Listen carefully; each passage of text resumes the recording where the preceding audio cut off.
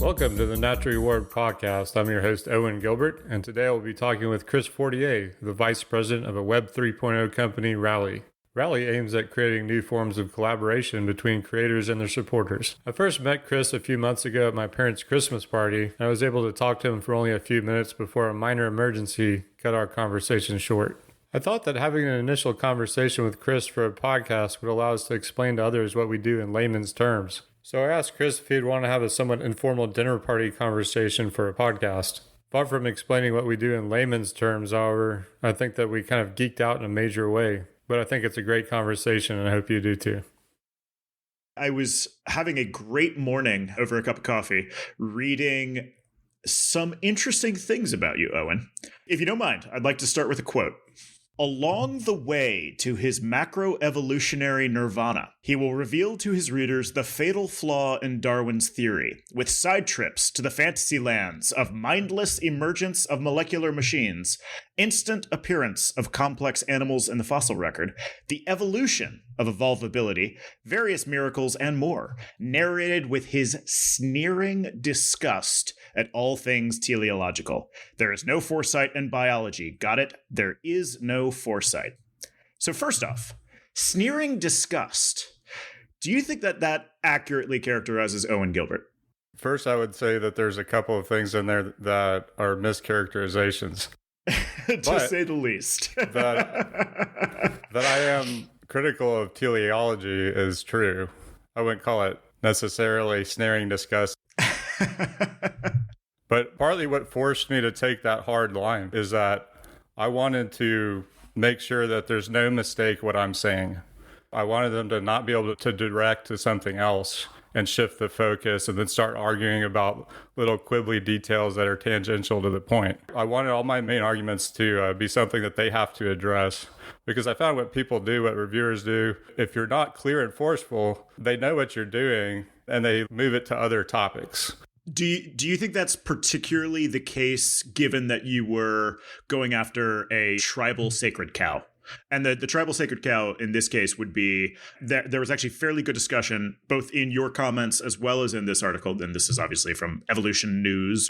But there was a lot of commentary around any attack on Darwinism is a de facto ceding of ground to creationists, to people who believe in intelligent design, and that is intellectually untenable to a number of scientists.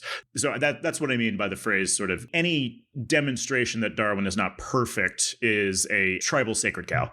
In your opinion, was it the case that you had to be really careful about terms because you knew that you were basically going to be held up for almost a religious debate as much as a scientific one?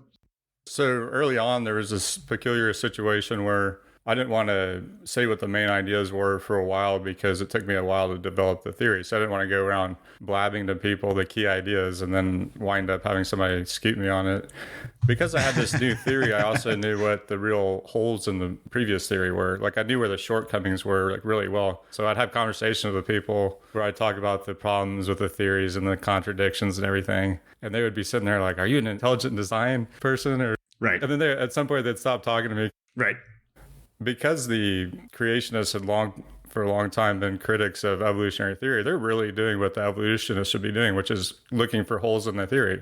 I mean, if you're a good scientist, right, that's what you should be doing. And physicists do that ever since Einstein. Once people saw that Newton wasn't everything, I mean, it was a right, big slap in the face, and everybody had to reassess the situation. And there's been so many advances since then that physicists are a lot more humble in that respect of not assuming that they necessarily know everything. Whereas I feel like evolutionary biologists right now are where physicists were at that point in time. Do you think that your theory or just a general shake up in the theory landscape is going to be enough to get evolutionary biologists humble again? Well, these things usually take a while. I also want to go back and just mention one thing, because you read this quote from the creationists, and they said something that wasn't accurate about what I said, which is they mischaracterized my argument as being about sudden leaps, basically. Like you all of a sudden get this big complex trait, but that's not what I said. Like my whole argument is based on what my interpretation of Darwin's theory is, which is a theory of gradual change and natural selection being this very short-sighted force that only acts in response to the immediate environment, really gradual, minute changes, but it can produce complexity. But the ultimate complexity, it'll be like a number of traits. Some of them might do different things or did something originally, and then they get co-opted for a new purpose, or they have an interaction with the environment like that's takes several traits together.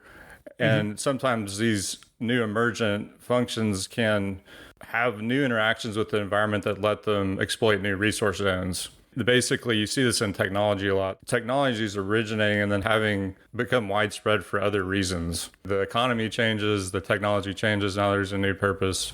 Okay, so what I was talking about is not saltational. It's not the sudden leap type of thing. It's taking natural selection as nature's inventor, saying that you can actually get randomness at a new level and a non-random force at a new level. Before we get to what struck me, I want to make sure I can unpack some of the concepts. I think I understood, particularly your graph around, I assume, E. coli or some bacteria in a medium, and the shape of the population distribution. Particularly, there was the dwindling phase, and then things opened up dramatically, presumably with the introduction of some sort of new substrate or that bacteria was more adapted for. Okay, so you're talking about the figure that was on my blog. Yes, correct. So this figure, actually, that's not my research. It's research I took and synthesized. It was pretty molecular. A guy named Zachary Blount had written a couple of review articles. One was, I thought, really nicely put, kind of summarized that research, but they had never gone through and like really summarized the steps of it. And when I looked at it, I was like, I can't make sense of this. I need to really go through, read all these papers, make it to where I can understand it and other people can understand it. And what I realized in that case, it's not what you just said. So you were saying at this one point, there was like a new resource all of a sudden. In fact, the resource was there the whole time since the beginning of the experiment. Oh, interesting. There were 12 independent lines of bacteria in different lines of test tubes. And only one used the resource that was kind of untapped, right? Right. Only one of the 12. And it took 33,000 generations before it did that, which is a ridiculously long time. Like you couldn't do that kind of experiment on an animal. It would just take too long. Right.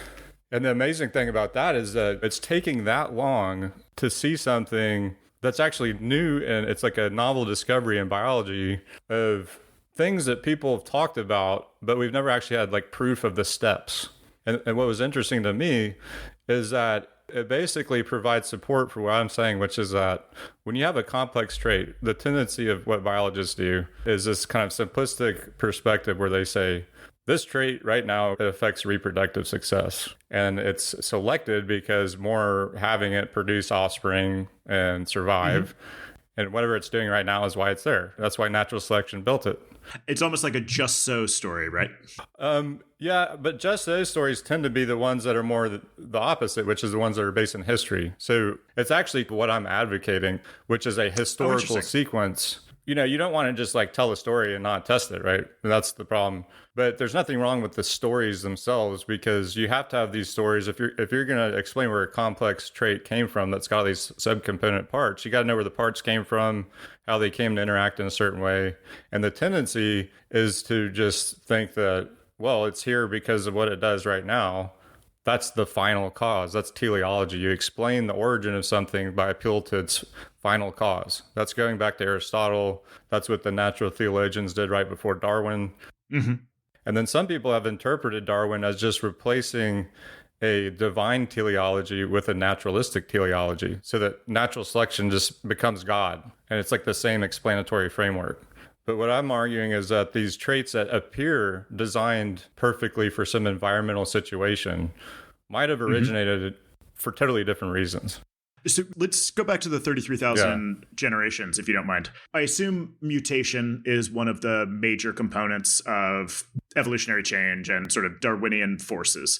Was it a combination of mutations that happened to exist in a member of that species at the right time, or just in the right sequence? Is mutation still the driving force for why you suddenly saw that population explosion and the use of the new resource that had previously not been used? Or is there some other component here, some other lever that's getting pulled in addition to just sort of random mutation? Yeah, there's something else, which is natural selection. So there's a difference between having a mutation in a population and the mutation spreading and fixing. And sometimes mutations can spread by random chance, but natural selection often plays a role spreading a mutation. Now, the evidence in this case suggests that each one of these mutations, and there were about 6 of them, were selected. There was one mutation, I think that was like a really kind of rare event, but it still had to be selected, and also the previous steps had to be selected, and that was like a facilitating mutation for the next steps. And my impression is that most mutations are negative, right? Most mutations tend to reduce fitness as opposed to increase it. Is just my impression as a layperson. Was this just a happy okay, and this was a happy sequence of at least 6 mutations where in no case was the individual mutation in the step or in the chain disqualifying in the sense of preventing that bacteria from either surviving or reproducing. And the combination of the 6 is that it happened upon this new resource, which led to the absolutely ridiculous exponential explosion. Is that a sort of fair characterization of it? I mean, it wasn't that happy because it's not like these were the only mutations going on in the population. I mean, there were all sorts of mutations, most of them probably negative, some of them getting selected out. These happened over the generations. I mean, there was one at like 10,000 generations, one at 20. I'd have to go through and look at that figure again, but there was one at 25,000 and 31,000. There were 12 replicate populations. This series of steps only happened in one, but when they replay the experiment, so they go back to that mutation that was the kind of more rare one. I think it was a duplication. Then the other steps were more likely to happen past that point. Gotcha. But the most important thing from my perspective is that almost all these selective steps, except for the very last one, had nothing to do with the citrate resource zone. You see what I'm saying? I do. And so the previous hypothesis was, okay, was this just that there was one very rare mutation that just allowed the utilization of this resource? Or are there a complex series of events? And that's what they approached it with, it sounded like. And when I talked to the author, Blount, and I told him about this idea of what he was finding with his experiments as being support that there could be this randomness at a new level and a different force of evolution. He didn't like that. He didn't like me saying that. And I needed some help understanding his experiments. I said, look, we can have different interpretations, but I just want to make sure I get the data right. So he helped me kind of get the details of my figure right. Right. It was obviously a simplification, so it kind of glosses over some details.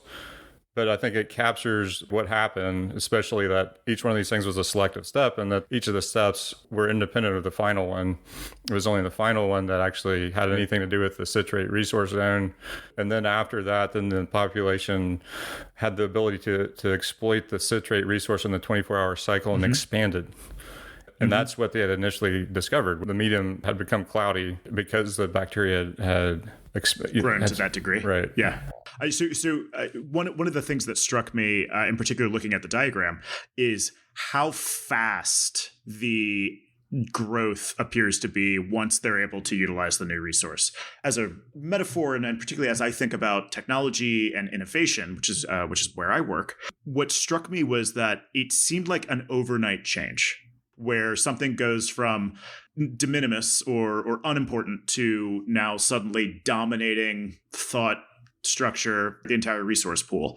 The parallels to the adoption of new technology seemed very clear to me just from looking at that diagram.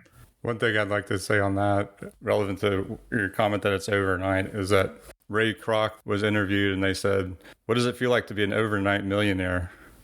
And he said, 30 years is a long night. Likewise, in this case, I would say 33,000 generations is a long night. And I think that's the difference between what is easy to observe from the outside via success versus the amount of work that goes into something. The unsophisticated view of startups is precisely what you just described. They show up, they become immediately enormous, they accrue tremendous amounts of resources, and then we have all of these very frenzied conversations about whether people deserved that success. What's not seen is the amount of failure, the amount of misstep, the amount of work that goes into finding that spark. In particular, we usually use the analogy of which side of the hill is the boulder on. Are you pushing the boulder up the hill or are you chasing the boulder down the hill? And when you're chasing the boulder down the hill, everything seems easy. Growth comes naturally. People beat down your door. And that is when you've found product market fit or bacteria substrate fit. But there's a huge amount of time spent pushing the boulder up the hill. It's generally unrewarded time, and it's generally invisible, and so no one talks about it. But I think that it's an interesting component of the path dependency here. I'd point out something, too, with relation to biology, which is what made it so difficult to see this, which is that a lot of times the big innovations, because they spread, they keep going. They don't go extinct. Like, they maintain. And they give rise and they get bigger. It's like the Matthew effect. Because once your population expands, you diversify into new species. Then those are the ones that give rise to new species. And then the dwindling taxa that didn't make the big leap, that didn't get into the new resource zone, tend to go extinct. I call it the innovation uncertainty principle, which is that the bigger the innovation, the less likely you can get statistical evidence of the intermediate steps that gave rise to it. So then you have to look to these more kind of intermediate innovations to really study innovation, because then you have the transitional links. You have taxa still in existence, halfway there. So incremental changes kind of leave more evidence of alternative pathways relative to massively successful changes, which consume resources so much more efficiently that the other taxa die out too quickly to leave much trace. Is that a rough paraphrase? We got to be careful how we use the term incremental, because you might use it to mean a minor innovation that didn't spread as much. You might also mean gradual, stepwise evolution, incremental evolution. Even the big steps involve gradual changes. DNA, right? That's a huge invention that spread. Every organism on the planet is DNA based. And there's also one genetic code, but there are a few minor variants on it in some microorganisms. There are RNA based viruses. The thing is that it's tough to say anything about whether the genetic code, for example, is optimal. Right. So just because it's universal doesn't mean it's correct or optimal. I think we see that in tech all the time. Yeah. Internet Explorer comes to mind. And also the origin of life. It happened so long ago on our everyday human scale time frame. It's like you can't even imagine how long ago that was. And there's no like intermediate links. All we can do is kind of speculate about what happened. There's kind of this like theoretical framework called transitions in evolution. One way to look at this is the transitions to unicellular, multicellular, and colonial organisms. Sexual reproduction. Yeah. So then that's another way of looking at it, which is that you have not just kind of levels of organization, but you have differences in the way the information is stored and transmitted. And then sometimes those two things coincide. Some authors prefer the one where you just look at like the levels of organismality, than other ones like the information perspective. And then some people take more of a character-based approach. I think that the most inclusive framework is just inventions in general. Look at it as we look at technology. So we refer to this framework as Web 1, Web 2, Web 3. I'd like to extend it, if you'll allow me. If we have this framework of information storage and transfer, that's ultimately what we're talking about when we talk about the Web 1, 2, and 3 framework. So we start with the letter. Let's not be too reductive here or go too far in the past, but basically you had an immutable document that was trustworthy if you could put your hands on it, but that existed in one spot. Copies couldn't be trusted because you couldn't be certain that they were copied authentically and there was no visibility into the copy. But it served to transfer information from one person to another slowly because it had to be physically moved. Web 1, as an innovation, allowed for the destruction of the physical and the instantiation of the digital. So digital became an idea that you could take information, store it in ones and zeros, send it through copper wire, and seamlessly recreate that information in multiple places at once. It allowed for basically non-scarcity of information. Chris, did you do much in Web 1? So Web 1, I was like... I turned 40 this year. Okay. So Web 1 for me was, I missed the bulletin board age. I did not miss dial-up modems. So I had 14.4 modem and a 28.8 modem. I was playing games on Sierra Online, which nobody has ever heard of at this point. And I was in Internet Relay Chat, IRC. I was on ICQ and then eventually AOL AIM. So I basically came in late Web 1 and then spent most of my time in Web 2. My brother was, you met him, I think. He and I were talking about playing Destiny. He had a bulletin board, and his name in Austin was Dark Goob. One time I went to the Adobe Mall down on the Drag, and it was all these computer kids that were meeting up, and they're all like, and who are you? And my brother's like, I'm Dark Goob. And they're like, oh, you're Dark Goob? They're all like, whoa. Suddenly you realize the nerds were going to inherit the earth. Yeah. Web 1 gave us the elimination of scarcity for information. And suddenly there were many more ways to recombine, remix, recompile information, and share it broadly. Web 2, I would view as largely solving the information discovery problem. So Web 1 was characterized by decentralized systems, very few controls, very little trust, but also it was trivial to spin up a new system. Dark Goob could come out of nowhere and have his own bulletin board. He could create that ecosystem. Easy.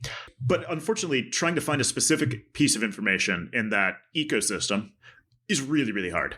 So you tend to just silo off and you get information only from those that you're used to interacting with. The rise of Web 2 was around solving the discovery problem. There were going to be certain pieces of information that were more valuable than others. And in fact, it looks a lot like a power law, I bet.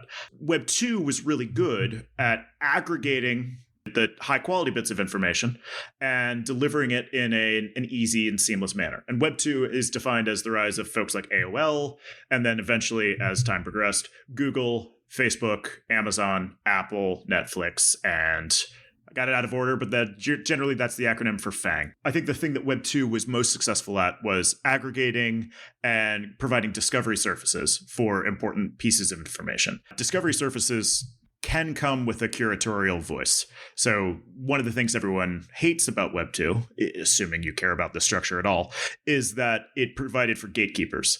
Information suddenly was controlled by the people who own the discovery surfaces, as opposed to sort of fractured or decentralized or generally available.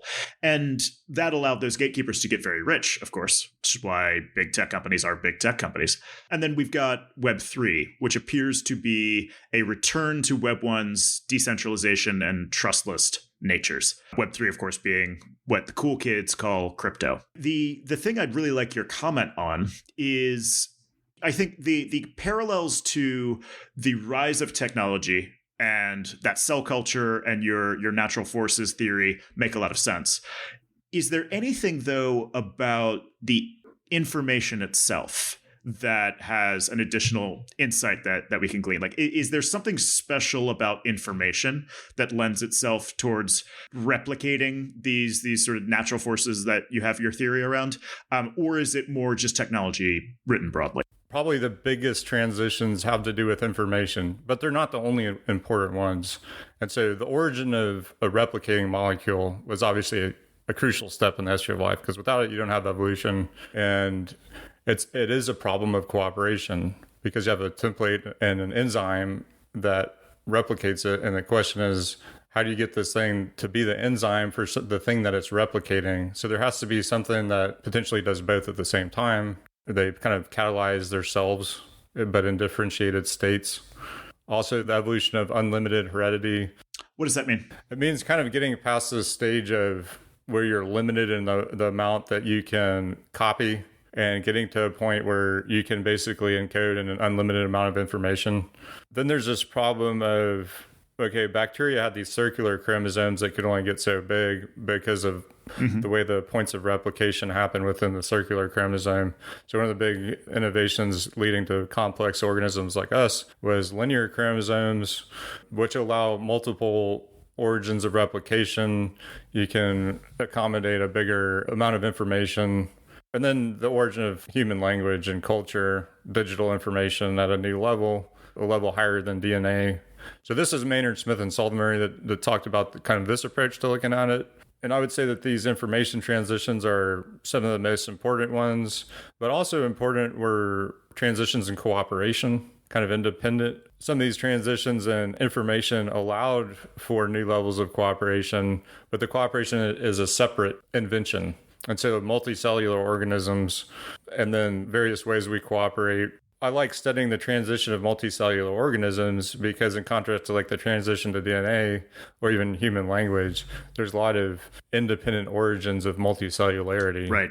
So I studied for my PhD a simpler multicellular organism that's not a familiar plant or animal, but it's like something that's kind of between a fungus and an animal. Well, it's a soil amoeba that forms a little multicellular slug that can move up through the soil, and then it forms a fruiting body that has a dead stalk composed of cells that die and lift the others aloft as spores. So it has this problem also of cooperation and altruism. How do you explain that? And then things like recognition abilities. My particular focus, my theoretical question in that case, was how the recognition abilities evolve that help stabilize the cooperation. And that would be kind of like limiting your Discord discussion or your whatever like social group you have to people that you trust, and not letting in the parasites or the bots or whatever. So absolutely, that makes a lot of sense in terms of cooperation problems as identity, as in-group validation, and as the ability to trust. Yeah, another parallel also is if you're talking about, say, blockchain technology and using it to foster collaboration between people in new ways, which is what I think you're trying to do at Rally, right? I mean, you're trying to create this people can kind of grow together and help each other and cooperate in a way that they haven't done online before, or potentially even in person before. Maybe there's a way to like not just go back to decentralizing Web 2.0, but like making something that's even better than what we've seen before. So if you can foster that kind of collaboration, it's really the collaboration that's the important thing for interacting and getting into new resource zones. And what I'm talking about with multicellular organisms is sometimes you have the origin of new levels of cooperation without a shift in heredity or a shift in information. And that in itself will give you an advantage with the environment and help you expand and speciate and everything. But then sometimes to get to that new level of cooperation, you have to have an invention and heredity. In multicellular organisms, one of the important things was epigenetics, which allows cellular differentiation so that cells of the same clone can take different states. Right. Well, actually, could you give me the biological definition of cooperation? Because as someone who's not trained in biology, your description of using the dead stalk to get into different areas, I can understand how that makes sense in terms of cells cooperating. I think the intuitive layer is that, of course, cells cooperate. It's one body, but like obviously, it's way more complicated than that. Could you just maybe expand on in terms of biological terms what it means to cooperate? Yeah, a strict definition is that a cooperation is an interaction involving helping behavior versus predation or parasitism.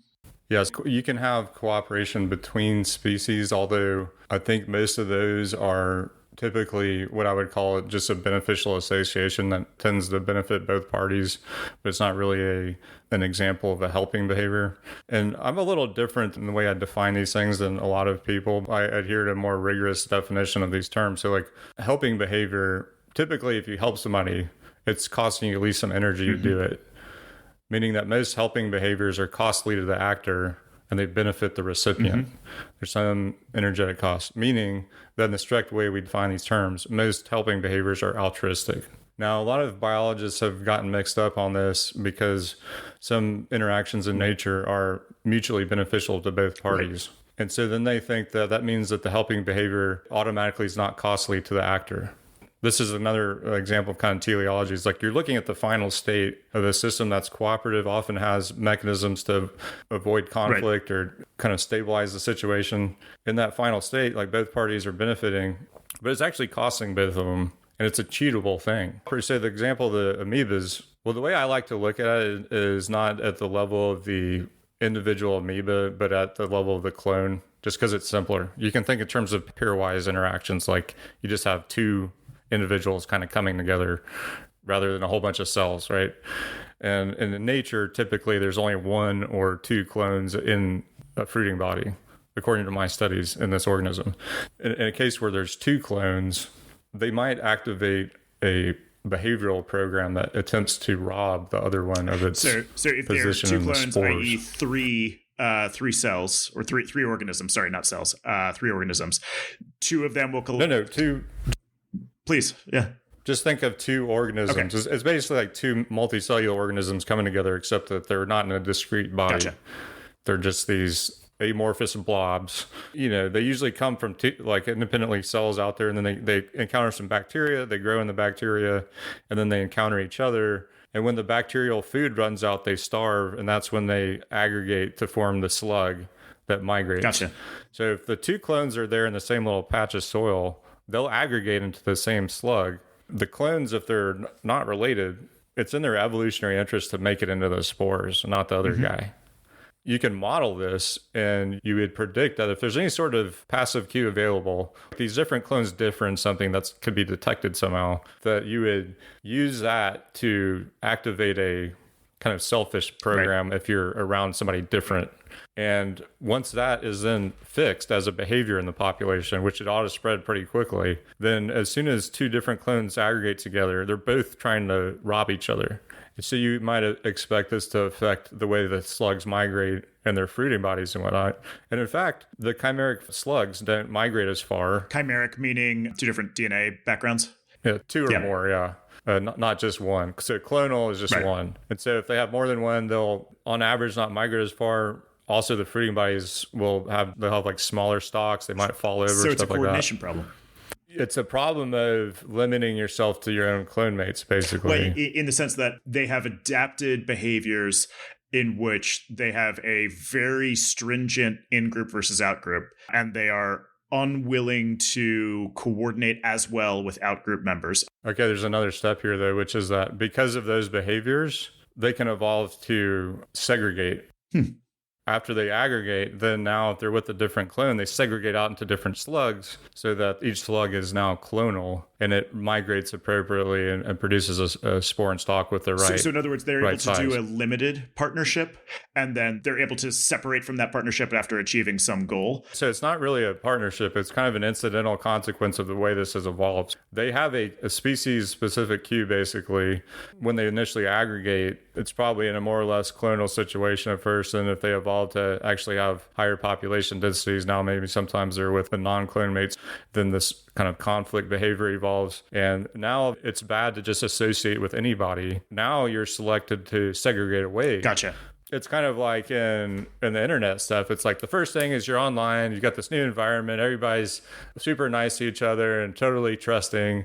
And then the parasites come along. It doesn't take long. The people that, it doesn't take long. In human context, it's often the vagrant, the traveler that's coming through your town that's most likely to be the person that cheats you, because you're never going to see them again. There's no reputation-based reciprocity with that person. In philosophy, we would call this single plays of the prisoner's dilemma versus iterative prisoner's dilemma. Single plays of prisoner's dilemma, it always makes sense to cheat. Iterative plays of prisoner's dilemma, you do punishment. If you know you're going to play the prisoner's dilemma multiple times with the same actor, you punish any cheating, but you default to cooperating. So to your point about the traveler, with no opportunity to guarantee iterative prisoner's dilemma, it's actually stable to cheat initially. The thing I would add to the prisoner's dilemma situation is that that's without reputation. Sure. And kind of the dominant way that people stabilize cooperation is with reputation. So like Amazon, right? You have your ratings, or eBay. And just like your hometown, you have your local reputation, right? I'm not an expert in all of the systems that various blockchains use to promote trust, but this reputation concept is really interesting. I don't believe that reputation is being used terribly frequently. So for instance, let's use the Ethereum blockchain. Ethereum, as it moves to proof of stake, has a punishment mechanism where you can have your Ether canceled if you continually put forth bad calculations or things that the chain doesn't agree with. It's got punishment covered, but I think it's kind of like a strikes system. What I haven't heard is that Ethereum's proof of stake, say, preferentially grants more Ether to nodes that continually produce good outputs and continually produce positive outcomes. It makes me wonder if crypto's really good at identifying certain components of the blockchain, be they wallets or nodes or general structures. And it's really good at provenance in the sense that you can always track through the blockchain the transactions that have occurred.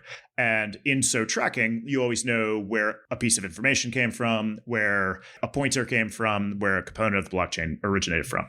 And so it's interesting to me that we aren't using more reputation-based systems in crypto, because that seems like the evolutionary strategy to incentivize good behavior and disincentivize cheating or parasitism or parasitic behavior.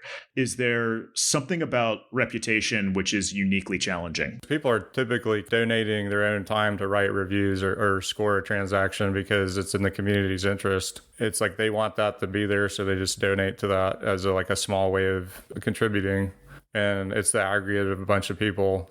Is this an example of altruism? Obviously, some people will contribute reviews or user-generated content because they enjoy the social cachet that it can provide, right? I am a frequent commenter. I am a frequent reviewer. And if my stats are tracked, it makes me feel good that I have a big number next to the amount of reviews I've returned. But I do think a lot of user-generated content in the Web 2 space in particular is provided without compensation. Does that rise to the level of altruism, or is the social cachet component enough? I mean, it's pretty close. I mean, because you're not directly benefiting. Is altruism scale? It is costing you something. Particularly in a biological sense. I think when you're talking about these looser concepts of multiplayer interactions, and can sort of use a slightly looser definition, just because when you're getting down to like a real simple model, then it's better to have precise definitions. But yeah, I think policing is generally a kind of a type of altruism because it is costly. I mean, something I would like to mention about the kind of segregation, and it's basically a type of kin recognition where you're able to like segregate away from the non-relatives, is that this was also a situation where something initially was explained by its apparent final cause. I did a model of this that went through these steps. You first had the evolution of association, which is the initial entering of a context where you could interact, usually being close proximity for most organisms. And that's the way our basic human behaviors are too. Mating or fighting. Helping somebody, the most basic, rendering first aid or something like that. Like we have this unique ability to send a wire transfer to somebody or send a nuclear weapon all the way around the world. But in general, it requires proximity, right? Yeah, generally you got to be close together. Also united in the same framework are these systems that fungi use in marine invertebrates where they either fuse or reject with each other. And even ant colonies and wasps, they retain distinct boundaries and they limit their associations to their close relatives. People originally kind of explained this by appeal to either helping kin or controlling these sort of like obligate parasites would be like really specialized cheater lineages, kind of like the bots or, online where you have somebody that's all they do, right? They're a professional little thief. And there are like examples of that from nature, like transmissible cancers or like social insect queens that never produce workers, but it's kind of rare. They're not common enough to actually exert a selective pressure for it. And presumably, if they ever got common enough, there would be a very strong adverse reaction selected for. In principle, they could select for it, but they're not common enough to like maintain the selective pressure in most of the organisms. Gotcha. If you evolve the defense against them, then they disappear. Now all of a sudden you don't have the selective pressure for the defense anymore. Right. The defense should go away. So you should have these cycles, but you don't see that. When we think about locking down a game, for instance, relative to hackers or cheaters, we call it whack-a-mole. When we're building the game and the game's architecture, we will often not spend too much time attempting to find its vulnerabilities ourselves. It actually tends to be more optimal to continue developing the game as we wanted to, wait for someone to find those vulnerabilities, close them after, and not sort of pre-commit the resources to assessing and then fixing all potential vulnerabilities.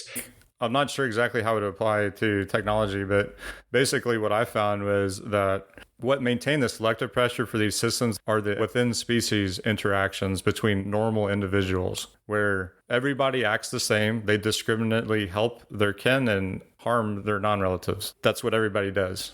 And if you have that, then it becomes advantageous to associate only with your relatives and avoid the non-relatives, and also to recognize your non-relatives. It actually selects for the really variable recognition systems where there are all these different copies of genes in a population. Incidentally, once you have those systems in place, they're imperfect enough. There's enough selective pressure to maintain these discriminatory behaviors. For example, like ant colonies at times of years when the nests are just growing up, they can use spatial cues to go and rob the neighboring nests before they've had the ability to implement their nestmate recognition system. And likewise, marine invertebrates, when they're growing up early in ontogeny, they can kind of fuse with others if they encounter them. And the system of being able to recognize others hasn't had time to develop yet. So it's just kind of like a sort of like a bug. The bug incidentally allows the selective pressure to be maintained. In terms of the kin group thing, Dawkins' selfish gene, he talks about the existence of altruism between kin group isn't contradictory to his theory because for whatever reason we're able to assess or sense that there are enough of that selfish gene in this close relative for us to wish to generally contribute to their well-being. One, is that a fair characterization of Dawkins's argument? And two, is that basically what's happening here, or is his simplification not helpful? I'm not going to get into all the details of everything Dawkins talked about, but I will say that I think that the problem with the gene selectionist view, which originally was from Williams, who came up with this term gene selection and kind of advocated the approach initially, Williams saw it as a solution to teleology. He explicitly talks about that in Adaptation and Natural Selection. Then Dawkins takes up Williams' argument, and he also talks about these perspectives that have been teleological, like species level selection. And then he's offering the selfish gene view as this kind of cure for the unwary. You can avoid the kind of teleological aspects of group selection or species selection without really understanding the theory about, well, you can just read Dawkins and then like specialize or something. And even Dawkins said this at one point. It's really easy because he's talking about genes being immortal units to start talking about the future benefit to a gene. It's just the same thing as species or group level selection. And so you can run into those same pitfalls. And so you really got to understand biology. You can't just read Dawkins and then go on your way. You got to understand that things are complicated. Personally, I like to think of the unit of selection as the multi-locus genotype. What's the difference for a layperson? If you're doing a model of a complex trait like I've done with kin recognition, you have to assemble like a stepwise process. You got to think about a system of genes that interact. So with the kin recognition stuff, you have genes that code for discriminatory behaviors and cues. And you can have more than one gene of discriminatory behavior, each with different alleles and different cue genes. So you can have like 4 or 5 loci in your model. And you need to be able to keep track at each point in evolution, like what's fixed and then what's variable at that point in time. If you're thinking about alternative evolutionary paths, you have to be able to vary more than one locus in your model. You think about this path and then that path. So what if it's time step 2, you have locus 1, a particular allele, and then another potential path at that step, you had a different allele fixed. What impact would that have on the evolution of the other loci? And so on you go down the generations. Before we move off, there is a perfect analogy in my business for what you just described. In order to be able to allow someone to swipe a credit card and purchase our digital goods in crypto, we need a process called Know Your Customer. Know Your Customer basically takes metadata about an individual, metadata that they input either by sending in a picture of their ID or giving us an email address or their name, their location, but it's metadata.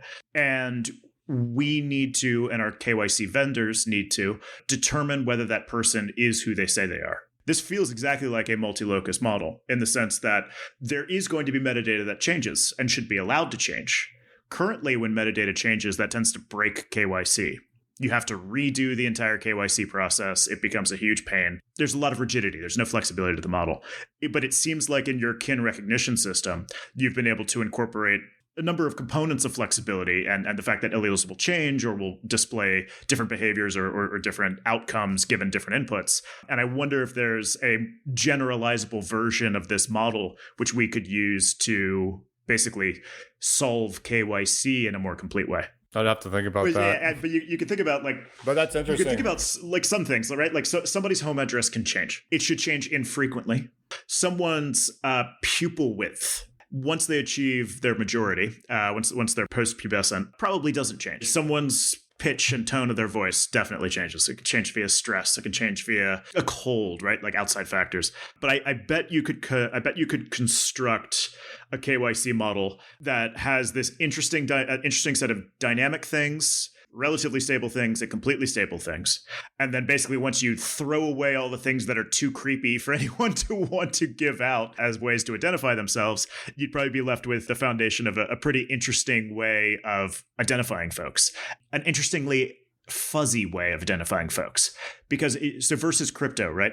Crypto, a wallet is the wallet address forever and ever and ever, full stop. But you can't ever associate a wallet with a human with absolute certainty because people lose their seed phrases. People can have their wallets taken over. People can have their wallets drained. And so the rigid crypto identification system doesn't map back to humans very well. So we do need some sort of more fuzzy system that is able to incorporate these changes. That would be a fun paper to write. If you're talking about identifying people, I thought it was interesting when the face recognition technology came along because that's one of these things that's actually very variable in humans. There's actually been research on that showing that face is quite variable, even in relation to other body parts. And the authors of that paper, their hypothesis was it had to do with individual recognition in groups. I think it also could have something to do with like a past in which we lived in small bands and people were mostly related. The logic of this model that I use is that if you have a rare type, what the benefit for you is that it means like your close relatives have that same thing. And it means you can recognize an outsider really quickly. Right. That could potentially apply to humans. I think one of the best visual examples of this are these American coots, which are aquatic birds. You can see them at Town Lake. Well, what they do actually is they'll lay eggs in other one's nest, and they have these extremely variable eggshell patterns. So each mom has like a different, basically, color of egg eggshell and fingerprint like pattern on it. Yeah, fingerprint.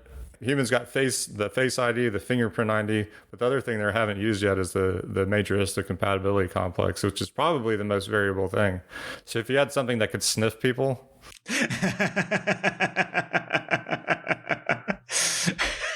And actually, like, look at that gene. Solved it. I think that's that. If you had fingerprint, face, and sniff, then you're good. Then you can't crack that. You've got 6 nines of of certainty that someone is who they say they are.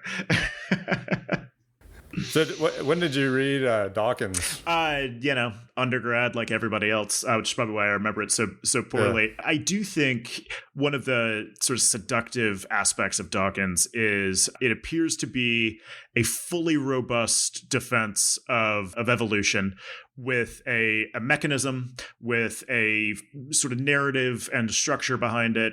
And to your point, like, it feels really easy to read Selfish Gene and never think about the topic again. I really appreciate, though, that there's a lot more nuance to the story. And in reading about natural forces, I wonder if your major next hurdle is to create a packaging as compelling as Dawkins is in order to convey this additional nuance. Like, do you have a narrative problem now more than you've got a affirmative defense problem in front of your peers in academia? I've overcome the most difficult hurdle, which is publishing a paper in a peer-reviewed journal without having all the evidence and like all the space to argue the points. Writing the actual book, I think, is going to be comparatively easy for me. What was that famous Twain quote? I would have written you a shorter letter, but I didn't have the time.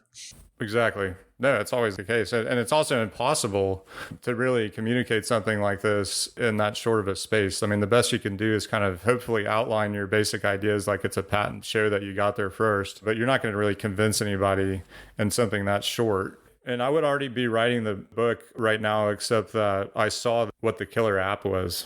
This idea like had some implications for like how you could fund science. I've kind of identified a couple of reasons why I think that my natural reward theory kind of led me to see something that other people aren't seeing. Number one, there's this force in nature that's analogous to an entrepreneur. And also like kind of these concepts like getting there first, getting the incumbent advantage, the monopoly profit, and the importance of that for innovation and progress. And seeing that in economies, you have to have these rewards for innovation to ensure progress. In nature, you're basically, if you get there first, you have the incumbent advantage because you diversify first.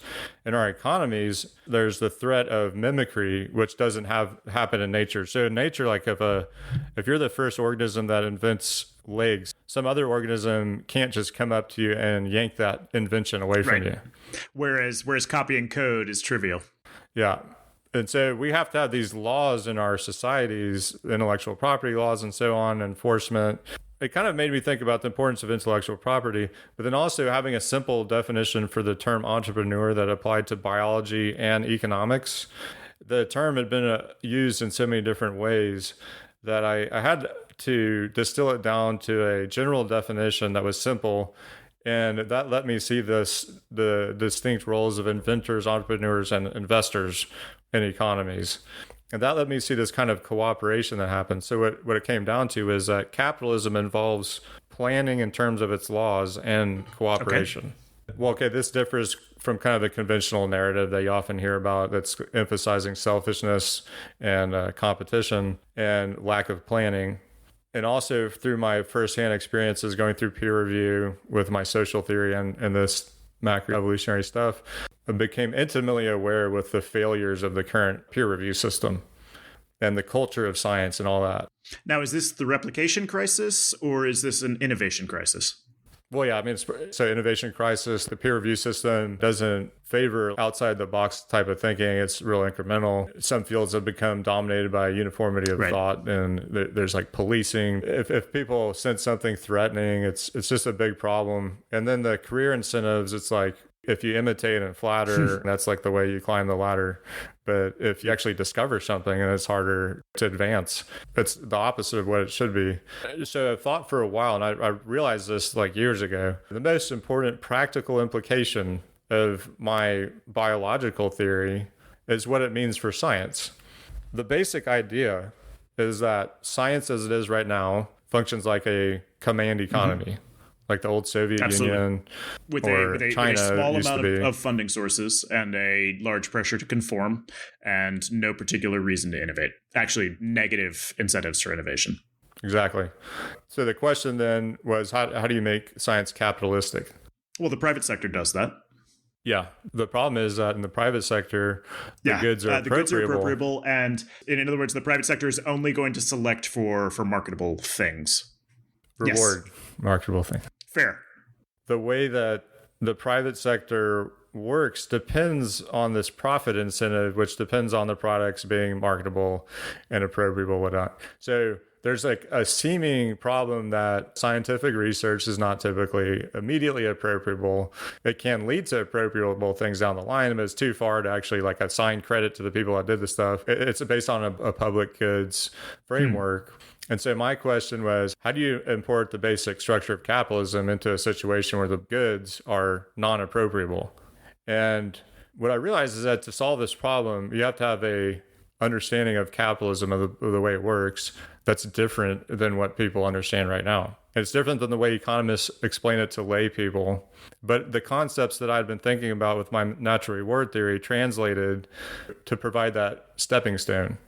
The basic concept is the way that kind of command economies and capitalistic economies function in their R&D. So in a command economy, typically the government funds the research. They appoint program officers who kind of direct the research. And the program officers receive a fixed salary, as do the researchers. And the products of the research go to the public at large. Right.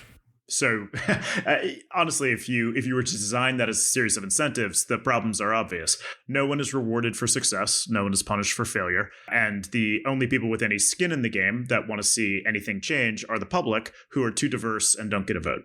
Yep. And then because over time it fails at innovating, it becomes more corrupt. Right. It starts siphoning the fruits not to the public, but to the people in power just to maintain control and prevent revolution. On the other hand, capitalism, the basic cycle is you have inventors, entrepreneurs, and investors. The inventors are creators or researchers, produce the products. The entrepreneurs disseminate the products to the market. Of course, human entrepreneurs have to do all sorts of things to accomplish that. They got to be a kind of jack of all trades. They're going to take risks. They might establish new businesses, although they don't necessarily have to do either one of those.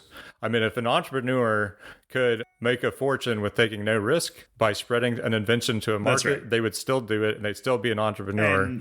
And so taking a risk is not essential. And that's a description of how some people in crypto are acting. Nonetheless, carry on. And then the investor funds everything. And the investor's got to pony up the money to the entrepreneur and the inventors at first. And mainly the investors get the biggest hindsight reward. So whatever is discovered, like the people that pony up the money are going to get the biggest reward. The entrepreneurs will also get royalties. The difference is that the incentives are different, right? Very much so. I mean, a crucial comparison is between the role of the program officer and the entrepreneur. If you think about a situation where you have heavy tail distributions, like in scientific research or tech or even book publishing, where you have these huge rewards to the rare hit, but it's not so rare that you're never going to encounter it. It's common enough that it can be valuable to search for it. If you have a situation that's characterized by heavy tails, which I think biology especially is right now, because we've just gone through this age of genomics and nobody's making sense of it all. There's nobody with the conceptual training to do that. Program officer, they get paid a fixed salary. Their incentive is basically to not fail. They're not going to get a big payoff from a rare hit. If they frequently fail, what you have to do to look for those things, it's going to look bad. This sounds a lot like venture capital, of course, as well as angel investing, where when they have their own skin in the game, they are able to swing enough times to get those hits, and the failures don't matter. The hits more than pay for all of the swings that were on failures, versus your fixed salary model, in which there's an invisible tally of failures that accrues over time. You don't know when that tally is going to reach a point in which you lose your fixed reward, and you have no upside from the successes. It explains entirely the incentives of the FDA. And the NIH and the NSF and the DoD also. Every single one of them. The other thing is that the program officer, because the products of the research are going to the public, they're more in the public eye. They're taking a risk on behalf of the public, which even further incentivizes them to be risk averse. And one way they're risk averse is they will deflect responsibility for their decisions to experts. And that's the way science works. You know, the program officer in NSF or NIH consults a panel of experts drawn from the field in order to reach a decision about what to fund. Now, people drawn from the field have their own interests in mind. They're often anonymously reviewing somebody's grant proposal or paper. Right. If the thing threatens to disrupt their interests, they're going to kill it. So it's just human nature. We've effectively understood the existing dynamics. What is the alternative structure, though? We didn't cover, though, why the capitalistic system works. So you think you could explain that? Yeah, essentially, the capitalistic system should produce better outcomes because it aligns risk-taking and reward as opposed to divorcing those two things. By allowing for the possibility of excess returns to risk, it means that entrepreneurs and investors both are incentivized to try new things and to adapt, as opposed to incentivized to avoid losing. If a single success over the course of a career could pay for, call it dynastic wealth, as may be the case in particular tech companies, much like people who are trained to continue to pull the slot machine lever, they will be trained to continue to seek out those opportunities for outsized returns. That should, in general, promote a greater culture of risk-taking, as well as a greater culture of diversity of thought, because you're not going to get excess outsized returns by copying or flattering. So what is it that is fundamental to the capitalistic system that you could bring into science? It is the opportunity to accrue reward based off of a value-added action inside of the system. Yes, so it's the ability to benefit from these heavy tail distributions, that people's incentives are aligned with that sort of situation. Well, essentially what you're talking about is equity shares in research. This is where I need your help, because you can construct a reward model that says, hey, FDA, program officer number 12, if this drug is a hit, then you have, 1% of the equity, and therefore you'll be set for life. The problem is, where does the equity come from? And second, the problem is, where's the punishment for failure? Okay, you're right about that, which is where does the equity come from? Now, you're talking about a situation where the drug is potentially profitable. Yeah, and that's a bad example because really it's more like where does the equity come from in being right about natural forces or natural reward? Where does the equity come from in being right about string theory? And where's the cost of failure there? So I assume you have an answer. Right. Hit it. I do. Don't leave me in anticipation. No, I want you to try a little harder. All right. Is this a futarchy? Is this a futures market? Is this a prediction market? I just want to see if there's something I can do. Nobody's had the same idea I've had. I've looked through the literature, and people have even talked about, okay, science is currently structured like a command economy or like socialism.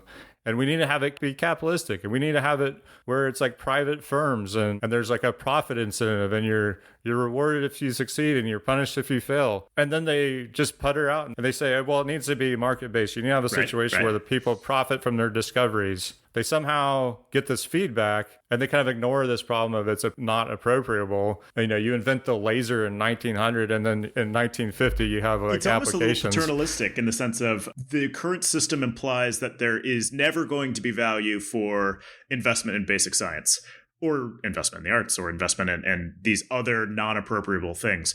The arts is probably a bad example, but you're right. There's an interesting tension here. That said, there still needs to be a source of value. Otherwise, it looks a lot like crypto in the sense that there's a lot of Ponzi schemes and a lot of inflationary nonsense which happens, which is deemed to be value, but could drop to zero very fast. So the reason I'm trying to do this is because I think it will help me to understand how I arrived at the idea if I can get somebody else to do the same thing. All right. Well, then provide me another factor. One thing that's new about what I'm saying is that we are really explicitly recognizing the difference between that system that involves government prediction, the program officer, the panels of experts, they're forecasting everything. They're trying to predict the future. And then the capitalistic system, you have the entrepreneur, and you're looking at how do the incentives work and why do they function that way? What makes it different fundamentally to the program officer system is that the rewards come in hindsight. And it kind of is a workaround to this problem that innovation is difficult to predict. Here's another take. If the new capitalist program officers were able to participate in a futures market or a prediction market on the adoption or success of different things that they choose to fund, they should be able to achieve outsized returns. And they should be able to use that insider knowledge to bet on and then fund unexpectedly interesting things, which could return to them something that looks like an equity return. So imagine, prior to getting a grant, your research paper was put up on a prediction market, and the current odds that you were going to have anything worth publishing were put at 15%. So that's 15 cents of the contract that's going to pay out 100 if you publish. A grant officer should have the opportunity to buy that 15-cent contract, send you funding, and then watch as you succeed in publishing and return 85 cents. That would be the futarchy or the predictions market way of getting here. Maybe by futures market, are you saying that the program officer is kind of hedging their bets? It would be a prediction market. And I think there would be two types of things you'd want to bet on. The first would be which papers pass peer review. And maybe there's a secondary market in which papers pass peer review and then are replicated. And then there would be a futures market in which papers lead to commercialization, perhaps. And if your program officer is able to participate and earn money in any of those future markets, one, it's interesting because they would have insider information into whether they were going to sort of support a particular paper or a particular perspective. So that's an example of insider information, which is net positive for market discovery and price discovery. But then second, they could have some skin in the game on focusing directly on things that actually could make a difference. And it at least doesn't require the creation of spontaneous equity, which was my big concern about other sort of incentive systems. It's at some point, people have to take risk, and people are compensated for that risk, and you need to preserve most of the equity in any given idea or project for the people taking the most risk, which are going to be either investors or the people that are actually working on it. And the program officer there doesn't have nearly as much risk that he would be taking or she would be taking. Where does the money come from? Prediction markets? Prediction markets would be saying, liquid. like, in this situation, what are you thinking is the source of the funds that if the program officer is taking bets on the research, where does the money come from? That would be their personal money. But I mean, if they to get a reward, what is the money? Two things I just want to make sure that I'm following the trail of money that you're describing. Presumably, the program officer represents pools of existing grant money. Like that wouldn't change. What would change would be setting up a prediction market for the success of each individual submission. And prediction markets start at 50-50. So it's 50 cents to buy a yes contract and 50 cents to buy a no contract. They shift by basically supply and demand. So as more people pile into yes goes up. As one or the other contract gets bid up, the other contract must fall because there's only one payout. So basically you have two contracts that only one of which will pay out. You could spend, say, 72 cents on a contract that you thought very likely. If you had information that said it was 73% chance versus the 72 cents, then from your perspective, that's a 1 penny arbitrage. And then when the contract ends, you would get paid out 100% of all of the money that had been exchanged in that contract. So you would get paid out $1 for each individual contract, assuming that 100 equals $1. And the money that would get paid out would be the net put in by participants in either the yes or the no. So what you're saying is that the program officers would be using the public money for research to make the bets. No, I'm saying the public money for research still has to go to the scientists. What the program officers would have an opportunity to do would be to make money on their ability to divert that money to productive causes. A smart program officer should be able to have perfect visibility into things that they will fund, but they also should, over time, be able to make secondary bets that could have even larger payout based off of their ability to channel things to programs that could eventually become commercializable or programs that could eventually have real world impact. You'll get that information by allowing for this quote unquote insider trading. That's actually a feature, not a bug in this system. And so that's why establishing these prediction markets should allow for program officers to directly profit, but to have their incentives aligned with the quote unquote greater good. Okay. Zooming out, I would say that you're talking about using the program officer in their conventional role, but doing something quite a bit different with how they're motivated. With the incentive system. That's right. There is a sense in which people have toyed quite a bit with how program officers do their jobs. Like DARPA's done it differently than NSF. And people within that basic structure have toyed a lot with like how much freedom does a program officer have to keep going with things or just fund what they want to fund. Right. The incentive structure in that system for various reasons prevents a program officer from investing in risky R&D. And one thing is usually that they're under the gun to meet production targets. 5-year plan, huh? Yeah, and it's like, number one, you got to retool. If you're going to innovate something, you got to do the retooling to get it off the ground. Well, how do you convince your superiors of that? Then you have to basically give them some promise of a big possible reward. And then they're like, okay, well, we're going to up your production goal. Then you got to meet your target, even though you're probably going to fail like 9 out of 10 times. So that's how that system works. That's why that role tends to be conservative. And that's especially bad where markets are fat-tailed with convex distributions where you have big payoffs. The failures are more than offset by any big successes you get. Precisely. And so in those kind of markets, which is common now in science and technology, they're taking what Taleb calls a positive black swan harvesting approach. Anybody in technology knows what we're talking about here.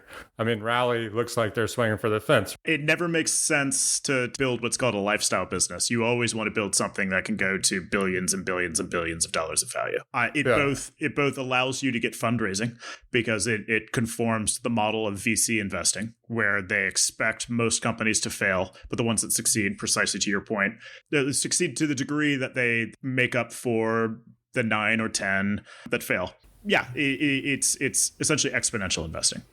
Yeah, and you guys are already looking, I mean, you've already expanded, right, with the Unite IO, the Asian stuff. And yeah, we've got an interesting model where we actually stood up a network or an ecosystem with multiple individual shots on goal.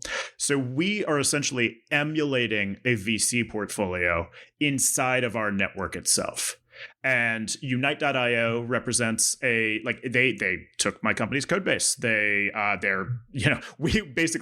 received every possible advantage from us that we could give them, and they're going to run entirely separately. And my leadership has no particular connection to their leadership, but we're aligned because if they are able to utilize RLY tokens, our governance token, in a productive way, that makes the same RLY token that we use more valuable.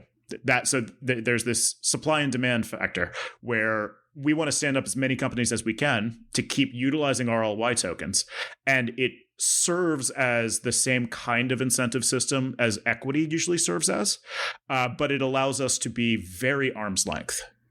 Whereas usually you give equity to folks inside of a single company, even if that company has multiple divisions or multiple business lines, the equity serves as that sort of underlying common theme.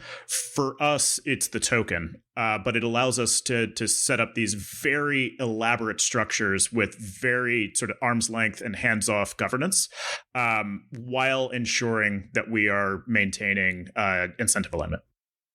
Does that make your token worth more if more people use it? Or how does that work? Yeah.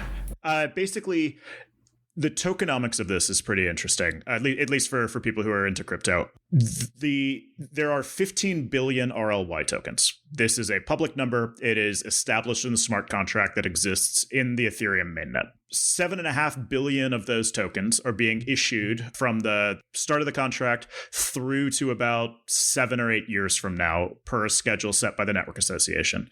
And so the token during that period is an inflationary token, like Ethereum, or at least like Ethereum was before they added the burning mechanisms.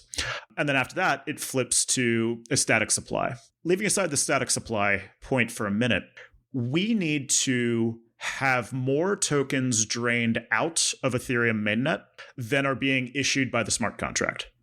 If we don't, we're inflating our token and its value should go down. But if we can pull more tokens out of Ethereum, out of sort of liquid circulating supply, and lock them up, for instance, in my sidechain or in contracts related to what Unite's business is doing, or just basically having them used for something. Does that come from the people that are like funding the creators? Exactly. So we call them community participants. So someone who wants to join a creator's community, they come to my site and they buy that creator's token. In the background, that is a transaction where we swipe their credit card, we take their USD, we use it to acquire RLY tokens from Ethereum mainnet, and then we lock them up in a particular style of smart contract that happens to give them creator coins for their trouble. So they could get Owen coin, or they could get PTM coin or Megadeth coin. Yeah, I mean, I realize I said funding, and I know that's like going back to like GoFundMe or something. You're trying to get them incorporated in the economy. That's the whole point, and grow along with the creators. Exactly. The creators can fund like buying food or like... They can and should. Ethereum, you're trying to get that in so your Rally coin doesn't inflate too much. That's getting people that actually have their Ethereum wallets that then put that into Rally. And when you buy tokens from my site, you are buying them through an account structure, and we've set up a wallet for you on the sidechain. It helps us to have you buy those tokens on the sidechain, because that allows us, again, to buy from liquid mainnet and lock them up. If somebody just uses an Ethereum wallet to buy tokens from an exchange or to swap Ethereum into RLY, that's actually not a lockup. That remains liquid circulating supply on Ethereum. And so we actually need to be pulling these tokens into long-term contracts. In my company's case, like if we are a network diagram box, we take in RLY tokens on one side and we issue creator coins on the other. That is our version of a long-term contract. But there could be infinite ones. For instance, we're standing up a company that is doing tokenized messaging. We're standing up another company that's doing tokenized shopping.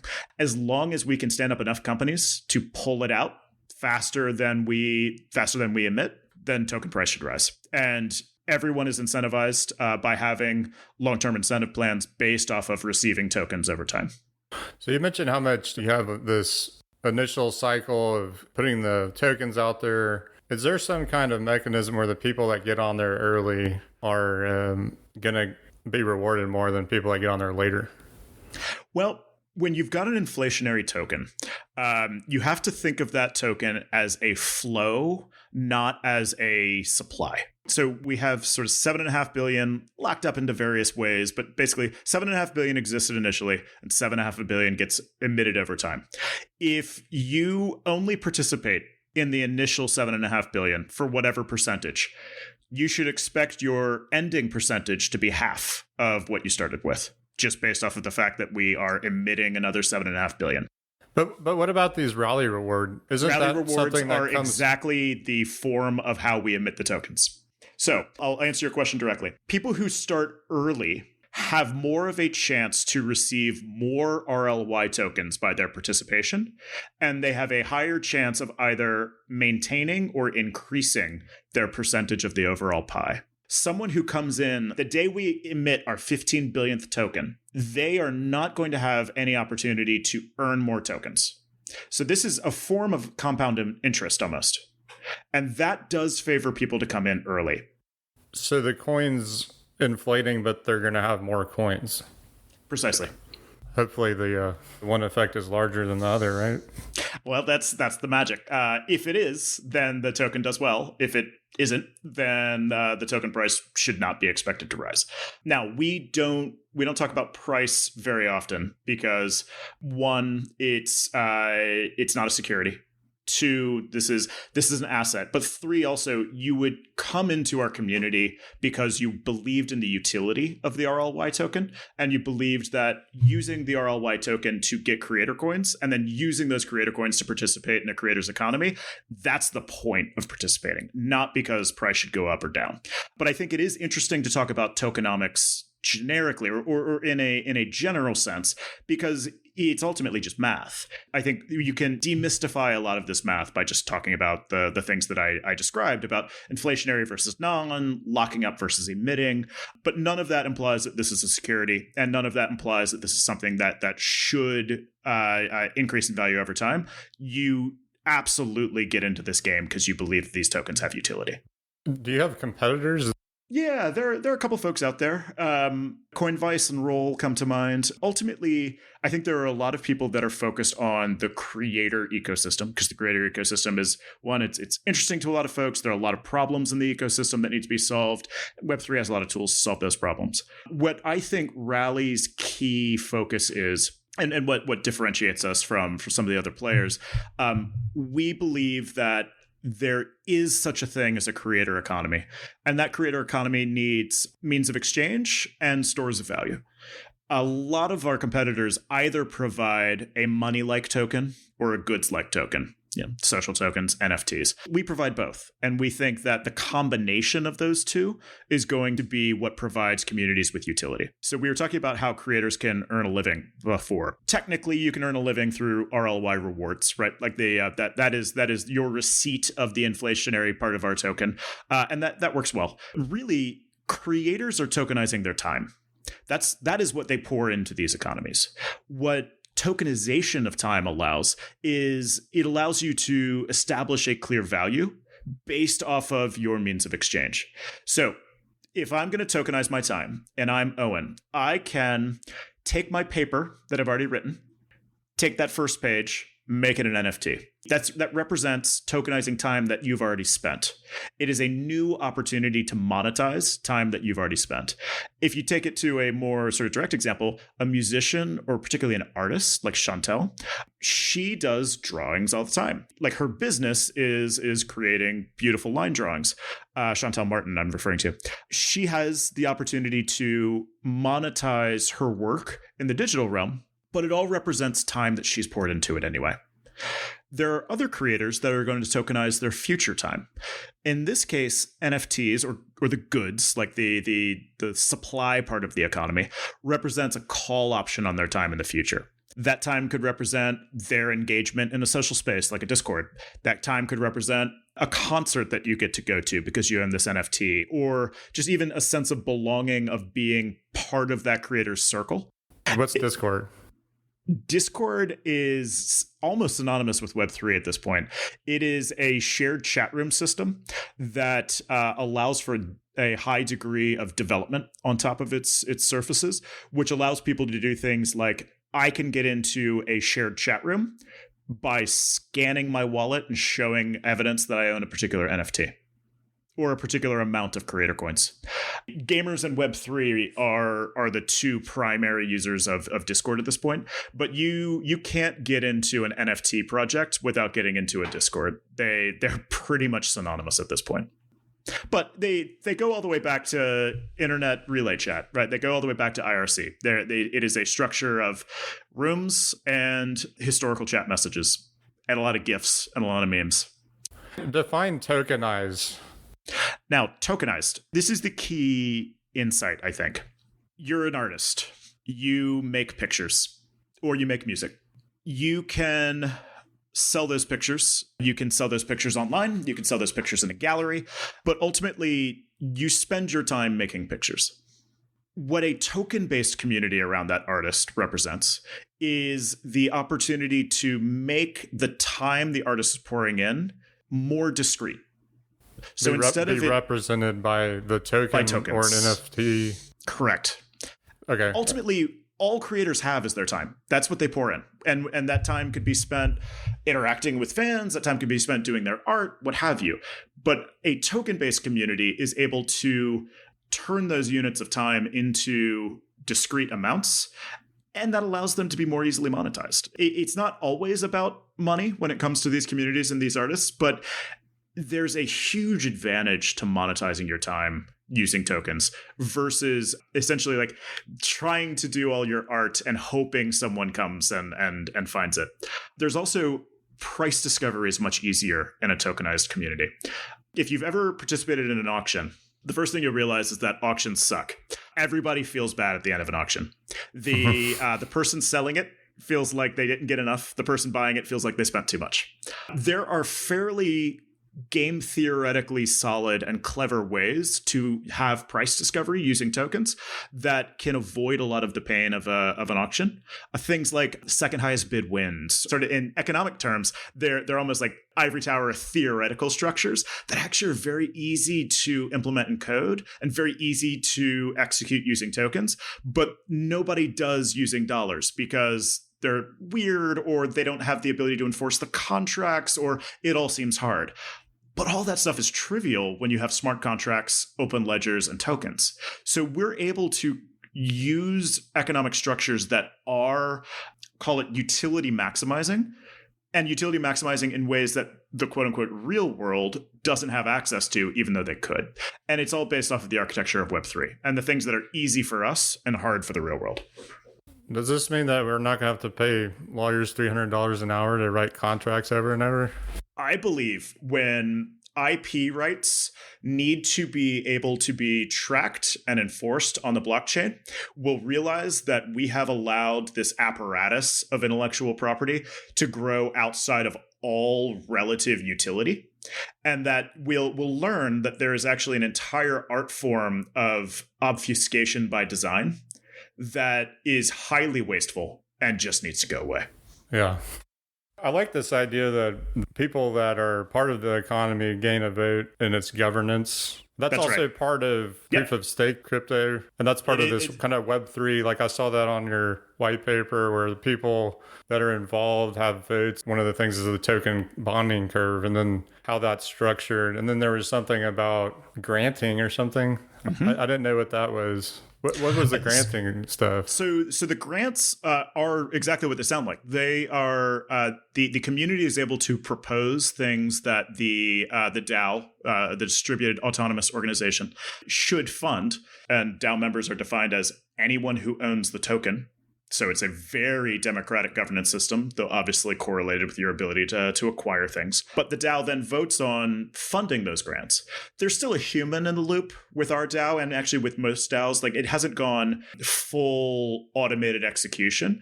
But as long as the humans are trustworthy and the ledgers remain very visible and very, very easy to validate, you can feel good about the fact that the community voted on X, the DAO then funds X. And the ability to fund things allows the DAO to help companies get off the ground that might support the interests of the DAO or of the network, and allows us to... And the things being funded here are to do with the ecosystem, not particular people within it, right? So with our DAO specifically, it is about building for the ecosystem. We on Rally.io see a world in which creators could have DAOs for each of their communities as well. And one of the great examples I see would be that DAO could do things like pay your moderators. So it turns out if you have a shared social space, particularly if you're a creator whose full-time job is not just living in that social space, you're going to need moderation.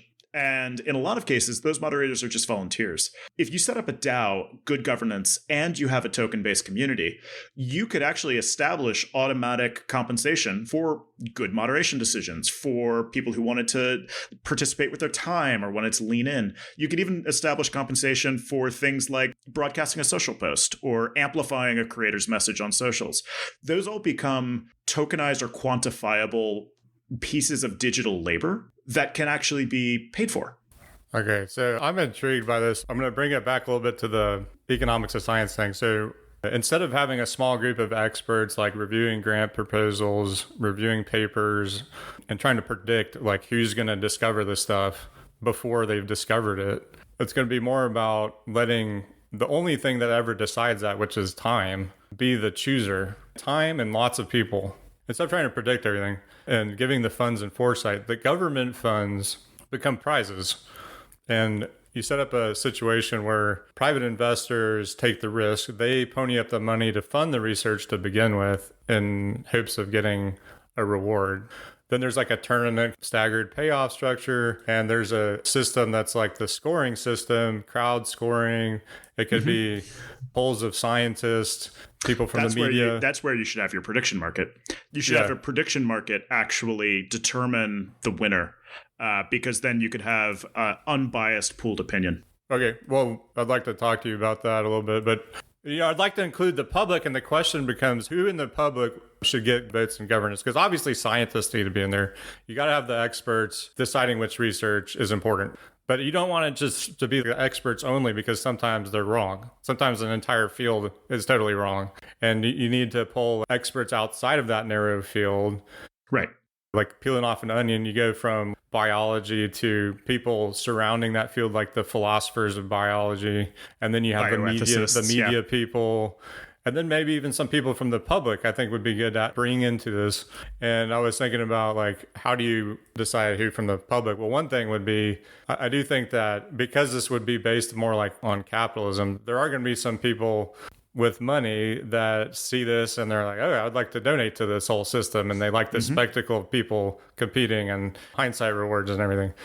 So they could donate to the funds that become the pools of prizes. I mean, otherwise it would be coming from like government funding money, which is tax dollars mainly. And so people could donate to that. And I was just thinking, okay, one thing that you could reward them with is give them some votes or give them discretion in who to give votes to.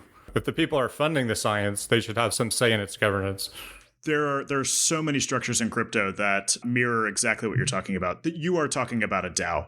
Functionally, the DAO's ability to issue grants would be a function of it raising funds by allowing for the minting of tokens. So you mint a token, the mint fee gets collected by the DAO, and then the token represents voting governance. There are structures in crypto which refer to concepts like oracles.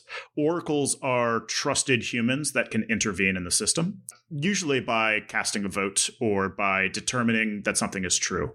So you could have a combination of governance structures that allow for the voting on which proposals go forward, a combination of voting on whether proposals have been like in terms of your backward funding, whether proposals have succeeded or not. And you can have oracles that are able to come in and weigh in on decisions or statements of fact that may be past a layperson. Crypto has shown all of this actually works. I was thinking that the initial funding would be just the investors and entrepreneurs figuring out which researchers to fund and adopt. The problem is, how do you determine who gets the rewards? And that's the thing where you're going to need to have like the automated system that polls everybody, maybe even has some computer scores of which research actually succeeded, which everything today, even the statistics they use to gauge research, they're usually looking at how do you predict who's going to be the best researcher. What's funny is you have gotten very close to a fully decentralized system, but you still are seeing in your structure centralized authorities for decision making. I think if there's anything that you can learn from the renaissance of DAOs that I would say is in year one of 100 right now, it's that you actually don't need those centralized decision making authorities. If you can unite people who are contributing capital, so risk, with governance, so responsibility, then you can actually just let them take care of it after that. The structures that you need is the opportunity for the DAO itself to earn return based off of their intelligent decisions. And it's going to have a bias towards commercializable things. That's just true. But if a DAO funds something, if one can figure out a mechanism that allows the DAO to earn the return. I'm saying a lot of scientific research is non-appropriable, and it's nearly impossible to figure out what it's worth down the line. The way I'm looking at capitalism, what distinguishes it versus a command economy is not the market versus non-market economy. What I'm realizing is a fundamental difference between the two systems, which people haven't talked about much, is the difference between foresight and hindsight rewards. So I'm saying we can make it more capitalistic, not by making it for profit, but by making it based on hindsight rewards. You're still using the same funds, though it could grow. If people in the system say, hey, I like the way science is working now, I think this is something that's worthy of my donations, that's the way it would grow. Right. And is the hindsight reward a prize-based system? Exactly. I mean, it would kind of be structured like the World Series of Poker, where you have a bunch of places. Right. The researchers that actually do the basic science aren't taking the risk. So they get funded by the investor. And if their research doesn't go anywhere, they were still funded. Basically, we just need a mechanic that allows the prize at some percentage to accrue to that initial investor. Yeah. That's what I'm saying. That's what the reward would be going to. The additional complication that I was offering is you could have DAOs be that initial investor. So they would basically raise funds from a distributed group of people, anyone who is interested in minting. They would use those funds to seed scientists who are pursuing prizes. One could construct on the blockchain a mechanism to ensure that the DAO received their correct percentage once the prize was paid out, assuming the prize itself was also on the blockchain. And all of this could happen trustlessly in a decentralized way without actually needing any individual to control the process, assuming that you could put the prize money on the blockchain and that the prize is actually funded. Yeah. So my paper right now is just about the ideas behind it. Yeah. There's a lot of economic stuff to go over that people haven't talked about before. Let me challenge you on prizes. Yeah. Isn't crafting a prize swapping one form of prediction for another? Okay, so while it's true that in each situation somebody's placing bets, the difference in the capitalistic system is that those who bet well and that adopt risk-loving strategies will win, and those that fail to innovate will go bankrupt. So then there's like an evolutionary system, which over time leads to people that are adopting the more innovative strategies to win out. You don't have to plan what the strategies are going to be. The statement of the prize criteria itself is a form of prediction. Unless you've got a clever way of setting up prizes that do not determine a particular method or outcome. So that's what I'm saying. I set a prize. There's no. I It's set a not prize like for a lander hitting Mars. Right.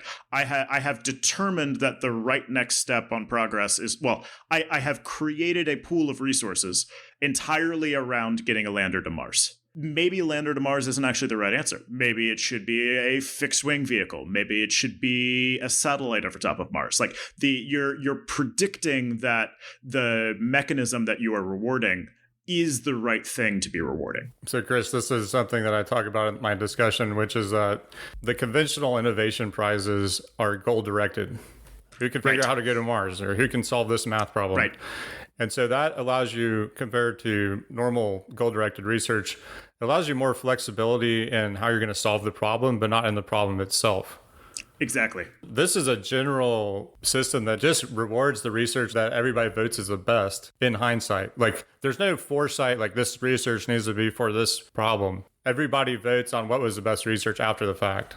That's the basic idea. So, I mean, this paper is all about like the general way of looking at it. And then further work's going to have to look at the details of how would you set up the hindsight reward system. Right. And I think maybe initially it would be more human based. You'd have to have some automated stuff and how you're calculating the rewards and polling people and everything. They've already done that with college football back in the BCS. True. You know, they're looking at coaches' polls, AP, media, and a computer thing. But then next level would, if it could be all on a blockchain. There is actually a series of projects that have been backed by Vitalik Buterin that do what he calls retroactive public goods funding.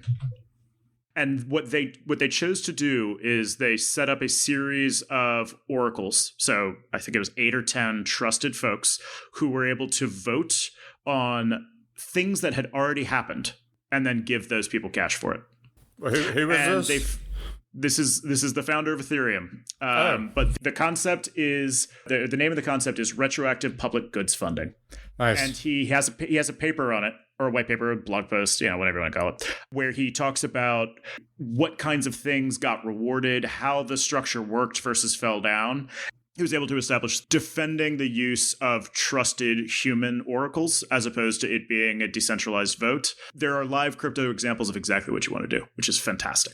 I'll put that in my references. Yeah. Like I said, in the next... Yeah. I mean, it's going to be interesting to look at the details and get down in the weeds of how you could actually make this thing work. Basically, everything you just described, I think, can be boiled down to a question of governance. I think you've identified a series of flaws in the governance proposals and policies for funding scientific research at present.